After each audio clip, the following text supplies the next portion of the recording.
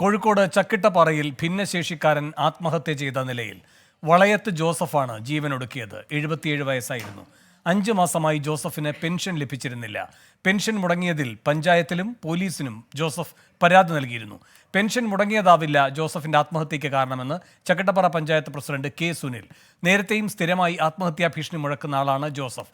ജീവിക്കാൻ കഴിയാത്ത സാഹചര്യമല്ല ജോസഫിനുള്ളതെന്നും കെ സുനിൽ 24-നോട് പറഞ്ഞു.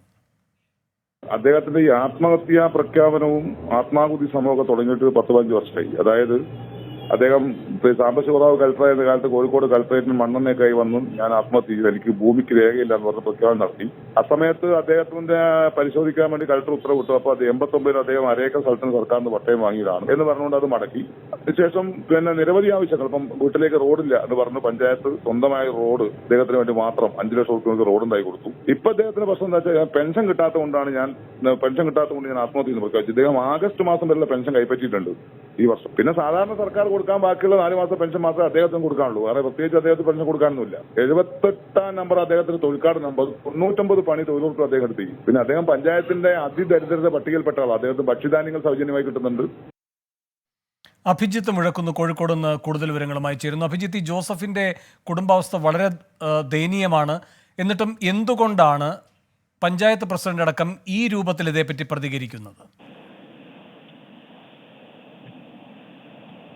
വേണു, പഞ്ചായത്ത് പ്രസിഡന്റുമായി ബന്ധപ്പെടുമ്പോൾ അദ്ദേഹം പറയുന്നത് ഓഗസ്റ്റ് മാസം, അതായത് 2023 ഓഗസ്റ്റ് മാസം വരെയുള്ള പെൻഷൻ ഇദ്ദേഹം കൈപ്പറ്റിയിരുന്നു.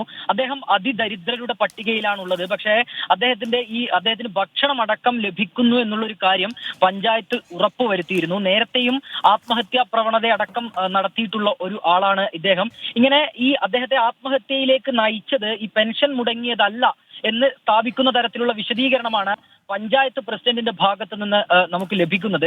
പക്ഷേ ഈ ജോസഫ് പഞ്ചായത്ത് സെക്രട്ടറിക്ക് അടക്കം നൽകിയ കത്തിൽ പറയുന്ന പ്രധാനപ്പെട്ട കാര്യങ്ങളുണ്ട്. ആ കത്ത് പുറത്തു വന്നിരുന്നു. ആ കത്തിൽ ജോസഫ് പറയുന്നത് താൻ ഭിന്നശേഷിക്കാരനാണ്, വികലാംഗ പെൻഷൻ തനിക്ക് 5 മാസമായി മുടങ്ങിയിരിക്കുകയാണ്. ഒപ്പം തന്നെ താൻ 2 വടി ഉപയോഗിച്ചാണ് താൻ നടക്കുന്നത്. അതായത് തനിക്ക് ജീവിക്കാനുള്ള മാർഗം മറ്റൊന്നുമില്ല, ഈ പെൻഷൻ കൊണ്ട് മാത്രമാണ് താൻ ജീവിക്കുന്നത് എന്നടക്കമുള്ള കാര്യങ്ങൾ ഈ കത്തിൽ ജോസഫ് വ്യക്തമാക്കുകയും ചെയ്തിരുന്നു. അദ്ദേഹം പഞ്ചായത്തിനെ സമീപിച്ചത് കൂടാതെ പോലീസിൽ പരാതി നൽകുന്നു, പിന്നീട് കളക്ടർക്ക് പരാതി നൽകുന്നു. ഇത്തരത്തിൽ തന്റെ ദയനീയാവസ്ഥ അദ്ദേഹം നേരത്തെ തന്നെ അധികൃതരെ അറിയിച്ചിരുന്നതാണ്. പക്ഷേ അതുമായി ബന്ധപ്പെട്ട് കൂടുതൽ നടപടി ഉണ്ടായില്ല എന്നുള്ളതാണ് ഏറ്റവും ദുഃഖകരമായ കാര്യം. ഇത്തരത്തിലുള്ള ഒരു പരാതി ലഭിച്ചിട്ട് നിങ്ങൾ അത് ആരെങ്കിലും അറിയിച്ചോ എന്നൊരു ചോദ്യം നമ്മൾ പഞ്ചായത്ത് പ്രസിഡന്റിനോട് ചോദിച്ചിരുന്നു. അദ്ദേഹം പറഞ്ഞത് ഇത് ബന്ധപ്പെട്ടവരെ അധികൃതരെ തങ്ങൾ അറിയിച്ചു എന്നുള്ളതാണ്. സർക്കാർ നൽകുന്ന പെൻഷനാണ്, അതിൽ പഞ്ചായത്തിന് പ്രത്യേകിച്ച് ചെയ്യാനൊന്നുമില്ല എന്നൊരു മറുപടി കൂടിയാണ് ഈ പഞ്ചായത്ത് പ്രസിഡന്റിന്റെ ഭാഗത്തു നിന്ന് ലഭിച്ചത്. പക്ഷേ ഏതായാലും വളരെ ദാരുണമായ ഒരു സംഭവമാണ് നടന്നത്. അദ്ദേഹം അതിദരിദ്രരുടെ പട്ടികയിൽ ഉൾപ്പെടുന്ന ഒരു വ്യക്തിയാണ് എന്ന് പഞ്ചായത്തും പറയുന്നു. അത്തരത്തിലുള്ള ഒരാൾക്ക് 5 മാസമായി തനിക്ക് ലഭിക്കേണ്ട പെൻഷൻ മുടങ്ങുമ്പോൾ ഉണ്ടാകുന്ന ആ ഒരു അവസ്ഥ അത് എന്തായാലും ചിന്തിക്കാവുന്നതിലും അപ്പുറമാണ്. ഒപ്പം തന്നെ ഇവരുടെ മകൾ, ഈ ജോസഫിന്റെ മകൾ ഒരു കിടപ്പ് രോഗിയാണ്.